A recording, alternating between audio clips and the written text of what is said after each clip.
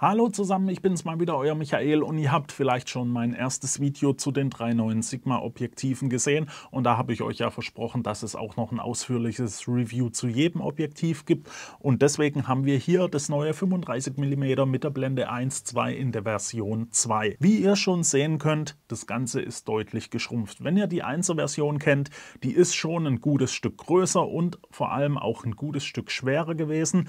Hier hat Sigma einen sehr guten Job gemacht und das Ganze wirklich sehr geschrumpft. Ihr seht es hier, das ist nur ein Tick größer als das Sigma 3514, glaube ich, so rum war das. Es ist also schon wirklich sehr klein geworden.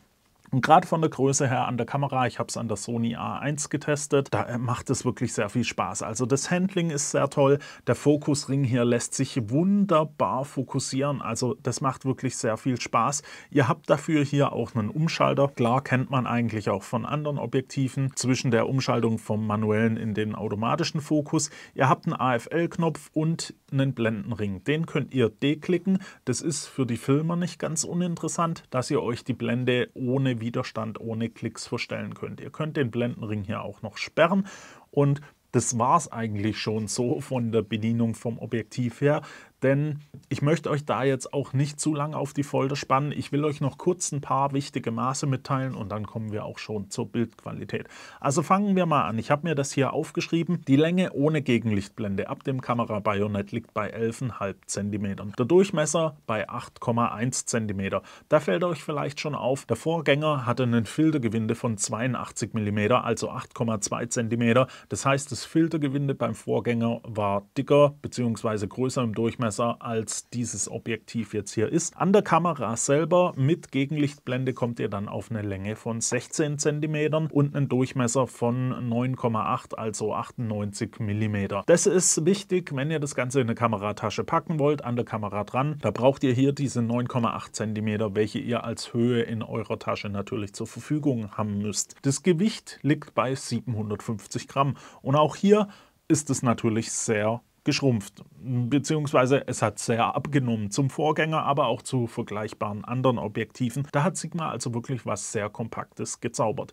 Wir hatten es gerade vom Filtergewinde, der Vorgänger war bei 82 mm, das Objektiv hat jetzt hier 72 mm Filtergewinde, ist also auch hier deutlich geschrumpft. Insgesamt ist es halt doch schon ein gutes Stück kompakter geworden. Aber wie gesagt, das interessiert euch wahrscheinlich überhaupt gar nicht. Ihr wollt wissen, wie das Ding in der Bildqualität und beim Autofokus so abschneidet, und da fangen wir jetzt mit an. Ich habe es getestet an der Sony A1, da habt ihr wirklich Auflösung dahinter, aber auch Geschwindigkeit. Ich habe es aber auch an der Nikon Z8 mit dem Megadep-Adapter getestet, weil es mich einfach interessiert, ob es auch über dieser 15 FPS Beschränkung, die Sony bei Drittherstellern hat, noch sauber funktioniert, und da kann ich euch beruhigen, es funktioniert wunderbar daran. Also auch an der Z8, autofokusmäßig und so weiter, tipptopp. Könnt ihr direkt benutzen, wenn ihr wollt. Jetzt kommen wir aber zur Bildqualität. Es ist ein Art-Objektiv und die Erwartungen an Art-Objektive sind bei mir immer sehr hoch, und hier kann ich euch sagen, das Objektiv erfüllt die Erwartungen. Gerade die Schärfe in der Mitte, super sauber, selbst bei Offenblende 1.2. Das macht richtig Spaß, damit zu fotografieren. Auch im Randbereich bildet es noch richtig gut ab. Klar, ihr könnt da vielleicht einen Tick abblenden, um da noch einen kleinen Tick mehr Schärfe rauszuholen.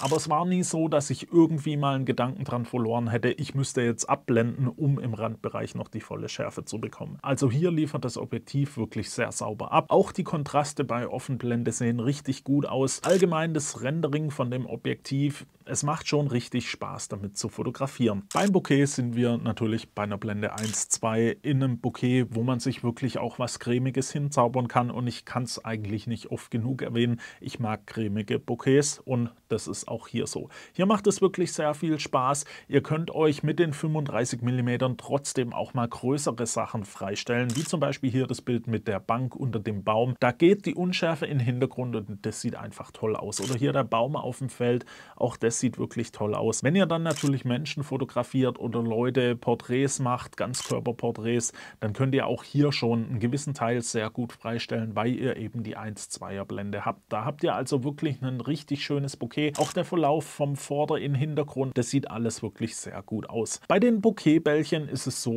ihr habt in der Mitte runde Bokehbällchen, nach außen werden das Katzenaugen. Das ist allgemein erstmal kein Problem für mich, da komme ich sehr gut mit damit klar. Im Inneren von den Bokeh-Bällchen seht ihr so ein bisschen Zwiebelringe. Die sind jetzt nicht wirklich hübsch. Ich bin da eigentlich eher ein Fan davon, wenn keine Zwiebelringe drin sind, aber die stören mich jetzt eher auch nicht so. Was mich ein bisschen stört am Bokeh sind diese Seifenblaseneffekte, was ihr in den Bokeh-Bällchen haben könntet. Also das tritt auch nicht immer auf, aber ich habe es öfter mal festgestellt. Und das ist einfach der Effekt, dass das Bokeh-Bällchen außenrum so ein bisschen leuchtet und ihr da einen harten Kontrast drin habt. Also nicht einen harten Kontrast, sondern eben eine hell leuchtende Kante an diesem Bällchen. Das finde ich jetzt nicht so hübsch. Das könnte natürlich besser sein. Das ist auch was ich an dem Objektiv negativ bemängeln würde, sag ich mal. Das könnte man vielleicht besser machen. Ich weiß nicht, woran das wirklich so genau liegt, aber das ist halt ein Punkt, da könnte man sagen, okay, das Objektiv ist nicht perfekt. Ansonsten habt ihr hier mit dem Objektiv natürlich auch Blendensterne. Die könnt ihr euch so ein bisschen herzaubern. Ich bin jetzt kein Mensch, der unbedingt Blendensterne im Bild braucht. Also hier das Objektiv, ich sag mal, kriegt schon Blendensterne hin mit so ein bisschen härteren Strahlen. Gerade bei Blende 16 seht ihr das sehr gut.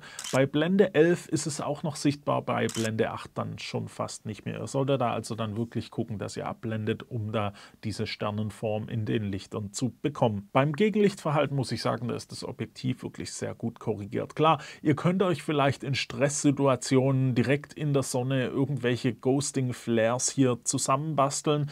Das ist aber, wie gesagt, wirklich in einer Situation, die real auf einem Bild so gut wie nie auftreten wird. In meinen ganzen normalen Bildern habe ich da keinerlei Probleme feststellen können. Also im Gegenlichtverhalten ist das Ding wirklich richtig gut. Und wenn wir vom Gegenlichtverhalten sprechen, dann kommen wir auch mal zu chromatischer Aberration und Low-Cast. Und bei der chromatischen Aberration ist so, das Objektiv ist nicht frei davon. Wenn ihr in einen Baum fotografiert, wo die Sonne dahinter ist und ihr habt richtig harte Kontrastkanten, dann könnt ihr euch um die Sonne rum so ein bisschen CA hervorrufen, will ich es mal nennen. Das ist aber auch im Alltag, wie auch die anderen Sachen, eigentlich nicht feststellbar. Also ich konnte sonst in keinen Bildern irgendwie chromatische Aberration oder sowas feststellen. Bei Low-Cast ist es so, ihr habt ein sehr lichtstarkes Objektiv hier und da kommt es einfach vor, dass ihr Low-Cast hervorrufen könnt, gerade mit meinem Aufbau, so ein schimmernder Eimer in der Sonne gegen die Sonne fotografiert, da könnt ihr das dann schon hervorrufen und euer Low-Cast, das sieht dann so ein bisschen im Worst Case aus, blau-gelblich, sage ich mal. Ihr seht es hier vielleicht auch im Bild, aber wie gesagt, in normalen Bildern ist es auch ein Thema, was euch eigentlich nicht stören wird. Der Autofokus ist schnell und leise. Mehr gibt es dazu eigentlich nicht zu sagen. Der performt wirklich sehr, sehr gut, egal ob jetzt an der Sony A1 oder an der Nikon Z8. Da hat er sauber abgeliefert. Jetzt ist es auch so, bei 35 mm muss so ein Autofokus nicht so viel arbeiten. Da ist eher das Schwierige, wenn ihr da wirklich näher dran seid, bei einer Blende 1,2, eure Schärfeebene, die ist eben so klein, dass dann der Autofokus schon arbeiten muss. Und ihr müsst natürlich auch beachten, wenn ihr da Bilder macht, relativ schnell verlässt euch da alles um eure Schärfeebene in der Schärfe. Also alles, was davor oder danach liegt, wird dann schon sehr leicht unscharf. Aber zurück zum Autofokus, der performt hier also auch wirklich sehr, sehr gut. Die minimale Fokusdistanz liegt bei, ich gucke mal nach, 28 cm. Es ist so, ihr kommt ein bisschen näher hin, aber es ist noch immer weit weg von einem Makro. Was die Filmer unter euch vielleicht interessieren wird, Focus Breathing. Und da kann ich euch beruhigen, das Objektiv ist sehr gut korrigiert. Ihr seht es hier im Beispiel, da ist so gut wie kein Breathing feststellbar. Es ist also auch komplett ohne Korrekturen voll nutzbar zum Filmen. Das wird sicher den einen oder anderen freuen, denn 35 mm sind ja eine Brennweite, mit denen man sehr gut filmen kann. Alles in allem hat auch bei diesem Objektiv Sigma wieder alles richtig gemacht. Wie in der Vergangenheit auch die letzten Wochen, Monate, die Objektive, die von Sigma kamen, ich weiß nicht, die machen irgendwas gerade richtig gut und das ist auch hier wieder der Fall. Insgesamt performt das Objektiv auf richtig hohem Niveau. Eine Blende 1,2 macht sehr viel Spaß beim Freistellen. Ihr habt das Ganze jetzt verpackt in einem kleineren, kompakteren Objektiv mit einem angenehmeren Gewicht. Ihr bekommt es für 1.499 €. Das ist ein Preis, den kann man bezahlen. Also wenn man da so den Wettbewerb anguckt, dann ist der mit lichtschwächeren Objektiven auch nicht weit weg davon. Also auch hier ist eigentlich alles richtig gemacht. Ihr müsst nur beachten, ihr habt eben die Begrenzung an Sony-Kameras mit 15 FPS, wenn ihr es an der Sony nutzen wollt. Ansonsten gibt es da eigentlich nichts zu sagen. Klar, beim Bouquet kann man vielleicht ein bisschen rummeckern, bei diesen Bouquetbällchen mit dem Seifenblaseneffekt, aber auch das ist schon Meckern auf hohem Niveau, will ich es mal nennen. Mich würde es interessieren, was ihr davon haltet. Wie findet ihr das Objektiv so? Was sagt ihr zu der Größe? Ist es auf eurer Wunschliste oder was haltet ihr so davon? Schreibt es doch einfach mal in die Kommentare. Und dann hoffe ich, hat das Video euch gefallen. Ein großer Dank geht wieder an Fotoprofi Ludwigsburg für das Ausleihen der Sony A1, dass ich hier wieder wirklich ausgiebig die Objektive testen konnte.